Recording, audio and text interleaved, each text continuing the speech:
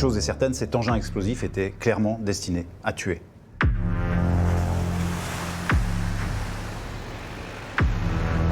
Monaco, c'est un caillou de 2 km². Et dans ces 2 km², vous avez au moins 1400 caméras. C'est la zone la plus sécurisée au monde, on peut le dire. Les gens se sentent vraiment en sécurité et quand on arrive, on découvre des habitants complètement abasourdis, complètement sidérés par ce qu'il vient de se passer. Il y a certainement une responsabilité du milieu financier, mafieux, ukrainien. On est très clairement dans un acte probablement mafieux et qui dépasse très largement Monaco.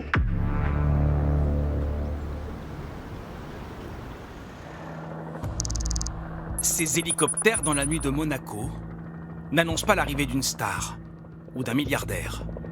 C'est la police, en pleine chasse à l'homme. Le quartier des Moulins, en plein cœur de la principauté, est bouclé. Un acte criminel d'une violence sans précédent ici vient d'être commis. Sur les téléphones des policiers monégasques, une photo tourne en boucle. Celle de 7 individus qui a fui la zone quelques minutes plus tôt. 20h58. Une bombe vient d'exploser juste devant l'entrée de cet immeuble d'habitation. Un sac piégé, déposé là, juste en haut de l'escalier. Quand les secours arrivent, 3 personnes sont au sol, un couple et un adolescent. Au milieu des gravats, les pompiers évacuent l'homme grièvement touché. Son épouse, en bas de l'image, a les blessures les plus graves, la jambe arrachée par le souffle. Les victimes sont évacuées en urgence absolue vers l'hôpital. Silvano Ippolito habite dans l'immeuble voisin. Il est l'un des premiers à être arrivé sur place. Il n'oubliera jamais ce qu'il a vu.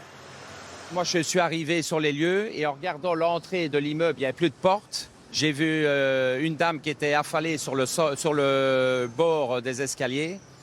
On avait l'impression qu'elle était encastrée dans l'escalier et elle gisait et en fait, je pensais qu'elle était morte. Et à un moment donné, j'ai vu son ventre qui bougeait et j'ai dit elle est vivante. J'ai vu des accidents de moto arriver et tout. Là, je peux vous dire, c'est une scène de guerre. Hein. Les fenêtres de l'immeuble ont volé en éclats sous la force de l'impact. L'explosion a retenti à plusieurs centaines de mètres à la ronde. Les riverains sidérés ont assisté à la scène, impuissants. Ça m'a fait sursauter, parce que c'était quand même un énorme bruit. Mais on aurait dit, vous savez, ces plaques de fonte ou de tôle qui tombent de haut, comme on peut avoir avec une tempête de vent, quelque chose d'énorme qui tombe. On est toujours en état de sidération. On se parle tous les voisins, on se rencontre dans la rue, dès qu'on se voit, on se dit « mais tu as vu, c'est incroyable ». On est tous évidemment super surpris. On a une pensée pour les victimes quand même, parce que c'est triste. On a vu l'état des 2 personnes qui ont été touchées, c'est terrible. Une attaque qui a profondément choqué ces monégasques, habitués à une sécurité sans faille. Alors ce qui est frappant quand on arrive à Monaco, c'est le contraste. Habituellement, c'est une bulle ultra sécurisée, il s'y passe pas grand-chose, en tout cas, il n'y a pas de violence, il y a beaucoup de caméras, donc les gens se sentent vraiment en sécurité. Et quand on arrive, on découvre des habitants complètement abasourdis, complètement sidérés par ce qu'il vient de se passer. Le suspect s'est enfui en direction de la commune française de Beau-Soleil, située à quelques centaines de mètres seulement de l'immeuble. Filmé furtivement par des caméras de vidéosurveillance, il a ensuite disparu sans laisser de traces. Ce riverain affirme l'avoir vu faire du repérage dans le quartier. Quand je l'ai croisé, je l'ai trouvé un peu suspect, parce qu'il regardait là dans le contrebas, et je me suis dit, tiens, je sais pas, qu'est-ce qu'il fait, et je l'ai trouvé suspect. Il était habillé de la même façon et la même corpulence. Quelques heures après l'attaque, un premier scénario se dessine. Les enquêteurs sont formels, ils disposent des images de vidéosurveillance qu'ils ont vues et revues et décrivent cette scène. La famille qui, le soir, regagne son domicile depuis une volée d'escalier comme ça. Une personne avec un bob noir les attend sur une petite placette, les voit arriver dans son dos et lorsqu'ils sont quasiment à sa hauteur, il prend la direction de la rue en pente en face de lui qui mène au domicile. Il est donc devant ses futures victimes et il dépose un sac devant la maison sur le perron. Et puis, dans un deuxième temps, il s'assure que ses cibles montent les marches ou s'approchent et c'est à ce moment-là qu'il déclenche. En plus des 200 policiers monégasques, 35 gendarmes français et 2 hélicoptères sont mobilisés pour le retrouver. Tout cet environnement, il est méconnu pour les Monégasques qui n'ont pas l'habitude de voir autant de policiers, autant d'enquêteurs. Il y avait aussi la police française qui est venue en appui, qui était beaucoup présente. Toute la population était écartée justement pour laisser les enquêteurs et la police scientifique faire son travail. Ils ont passé au peigne fin ce bâtiment résidentiel, mais aussi les allées autour du bâtiment résidentiel, car le suspect, il s'avère qu'il est venu un peu plus tôt dans la journée. Qui est cet individu? Les enquêteurs vont mettre 96 heures à l'identifier, à l'aide de la vidéosurveillance, de la téléphonie. C'est une femme de 39 ans. Elle s'appelle Anastasia Berejowska. C'est une Ukrainienne. Elle est désormais recherchée par Interpol. La traque est devenue mondiale. La personne suspectée avait effectué plusieurs repérages, notamment le 26 juin 2026 à 22h30, le 27 juin 2026 à 7h, vêtue alors d'une tenue identique et portant son sac cabas. Cet élément justifiait une nouvelle exploitation de la vidéosurveillance. Il était alors constaté que le 28 juin 2026, seul jour pour lequel aucune observation n'avait été faite par l'individu porteur du bob, une personne de sexe féminin procédait au même cheminement autour du lieu de l'explosion. En effet, la relative sophistication de l'engin explosif et le modus operandi semblent indiquer que la personne ayant posé l'engin explosif n'a pas agi seule.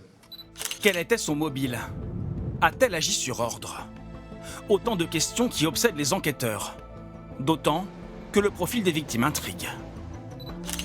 Voici l'homme visé par l'attaque. Vadim Yermolaev, 58 ans. Richissime homme d'affaires ukrainien, aux 190 millions d'euros de patrimoine. Filmé ici par un média ukrainien à Monaco en 2022. L'homme au polo jaune sort ici de sa voiture, une Bentley particulièrement reconnaissable à sa couleur lit de vin. C'est aujourd'hui la 45e fortune d'Ukraine. C'est quelqu'un qui pèse 190 millions de dollars, donc une somme très considérable, mais ce n'est pas l'homme le plus riche d'Ukraine, loin de là. Très clairement, c'est quelqu'un qui a cherché à optimiser ses ressources financières. Est-ce que ça justifie qu'on lui en veuille? On va dire qu'il s'est assis sur un certain nombre de règles, qu'il s'est probablement fait au passage un certain nombre d'adversaires, chez les riches oligarques ukrainiens notamment. Est-ce que ça justifie une tentative d'assassinat? Je ne le sais pas. Mais ce qui est certain, c'est que ça nous décrit un environnement qui est l'environnement de l'argent pas clair du tout. Une enquête hors norme. Car cette attaque est un coup de tonnerre pour Monaco.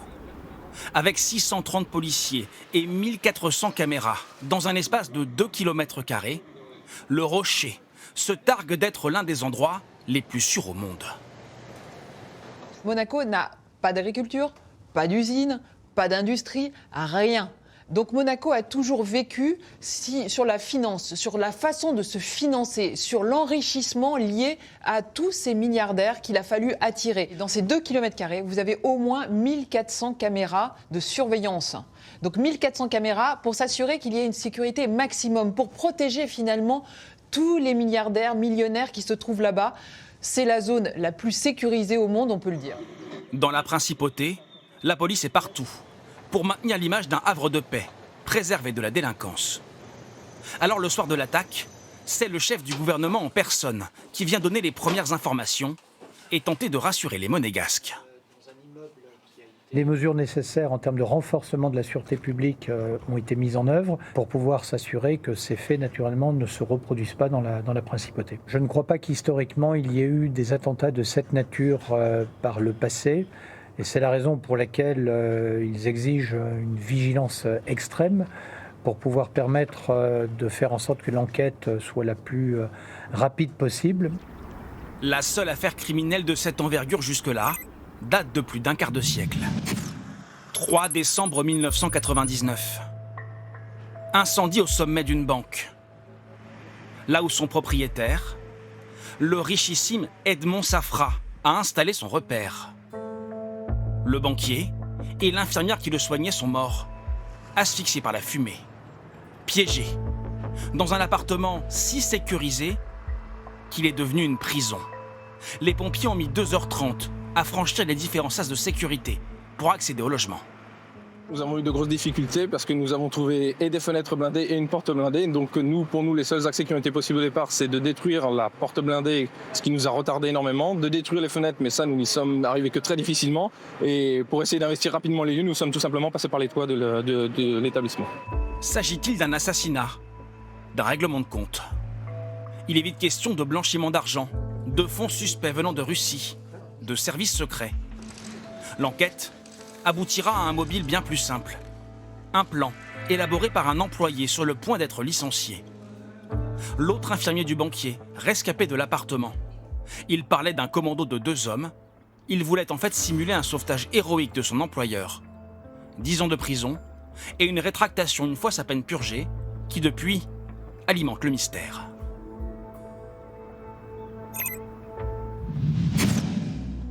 Des mystères, l'oligarque blessé en 2026 en a beaucoup. Vadim Yermolaev est l'une de ces grandes fortunes détestées par une partie des Ukrainiens. Comme tant d'autres, l'homme a bâti son empire à la chute de l'URSS, dans les années 90, dans le bâtiment et la fabrication de détergents. Alors lui est ukrainien, sa ville c'est Dnipro. Dnipro, c'est à l'époque une grosse ville industrielle du sud de l'Ukraine. Lorsqu'arrivent les privatisations, c'est-à-dire lorsque le système soviétique s'effondre, on est au milieu des années 90, il rachète à bas prix un certain nombre d'entreprises et puis il arrive à se faire une fortune parce que les Ukrainiens sont habitués à des produits qu'ils continuent à consommer, sauf qu'au lieu de les acheter à l'État, ils l'achètent à des oligarques. Donc Yermolaev, c'est le type même de ces oligarques qui s'est enrichi rapidement au moment de la disparition de l'Union soviétique.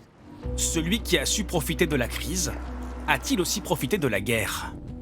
Kiev l'accuse notamment d'avoir poursuivi ses activités de commerce de vin en Crimée après son annexion par Moscou en 2014 et d'avoir par là même payé des impôts à la Russie, finançant la guerre. Des accusations qu'il a toujours rejetées. Dans la ville ukrainienne de Dnipro, où il a bâti sa fortune, Yermolaev aurait une réputation sulfureuse, comme en témoigne un influent homme d'affaires, sous couvert d'anonymat. Il a beaucoup d'ennemis, au point qu'au fil des années, on aurait pu faire une file d'attente de gens prêts à lui tirer dessus. En 2023, Volodymyr Zelensky signe un décret présidentiel contre l'oligarque.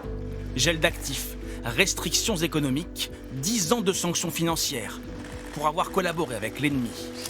Des mesures qui n'ont visiblement pas entaché son train de vie luxueux.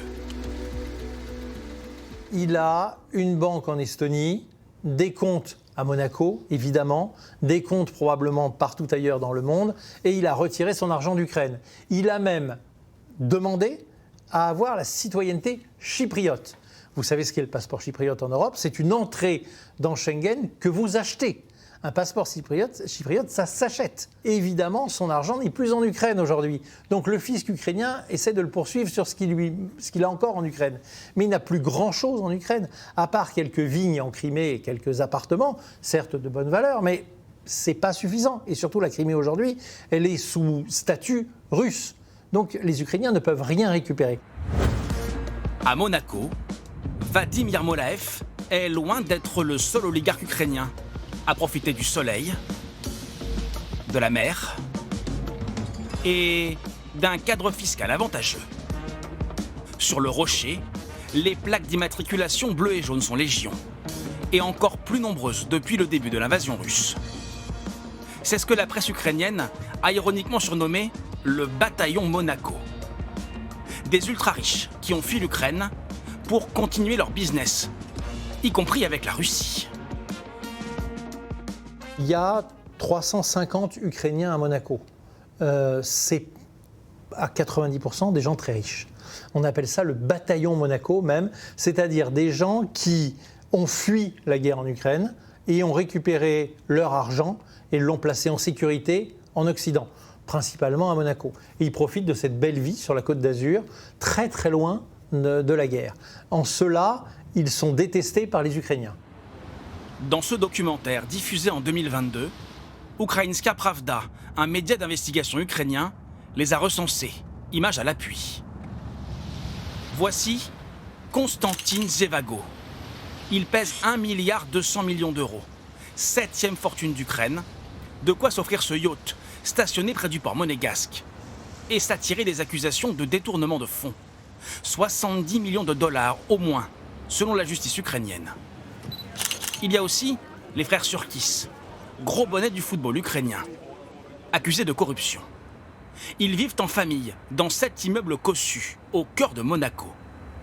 Le loyer pour un appartement ici, 2 millions d'euros par an. Selon les médias ukrainiens, les frères Surkis auraient fui vers le rocher dès les premiers jours du conflit, avec 17 millions d'euros en liquide. Est-ce la piste à suivre?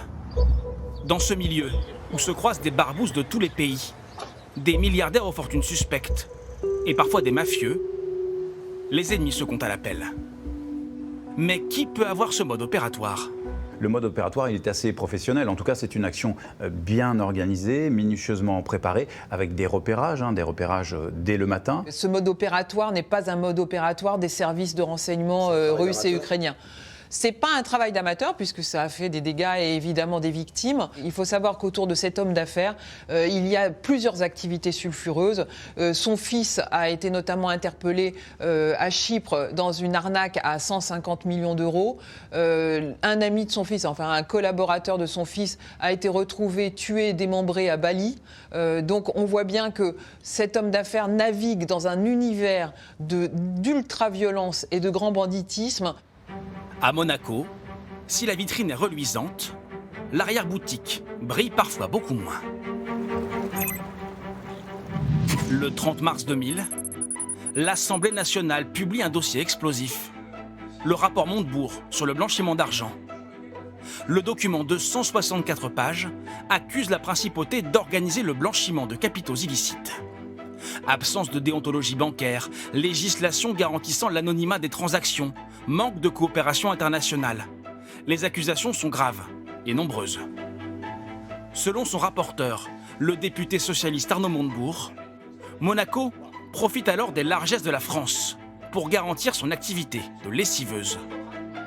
Il est nécessaire de remettre à plat l'ensemble de nos relations avec Monaco. Est-ce qu'il est acceptable que les contribuables français versent chaque année une subvention d'à peu près 1 milliard à Monaco pour subventionner les pratiques hautement contestables? À cette époque, l'OCDE inscrit le Rocher sur la liste noire des paradis fiscaux, ceux qui ne coopèrent pas dans la lutte contre le blanchiment d'argent.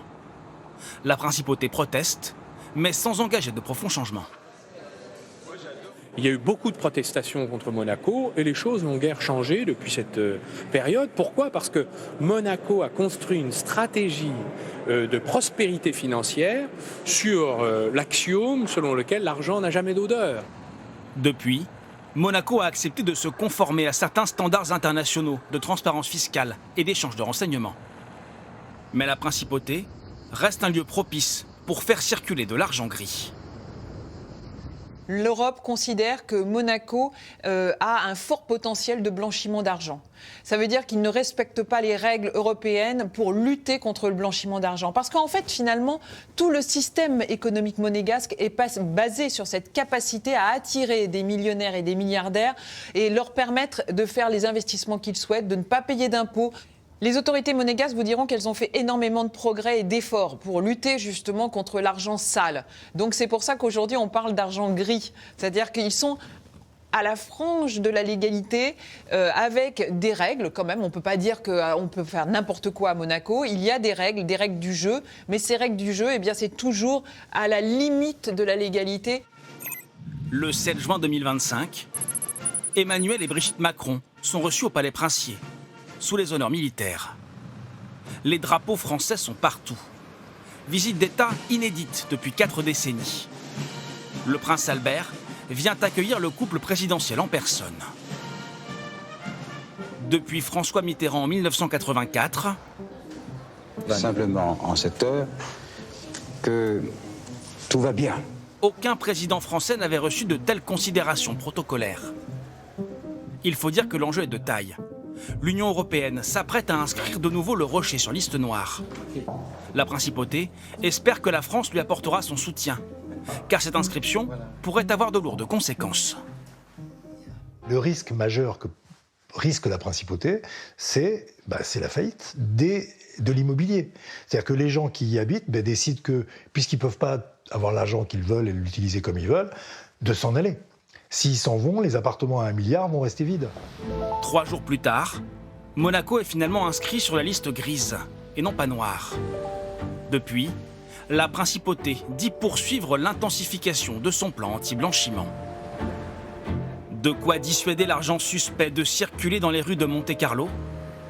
Cette attaque à l'explosif provoquera-t-elle une remise en cause? La question concerne autant les enquêteurs que les monégasques eux-mêmes.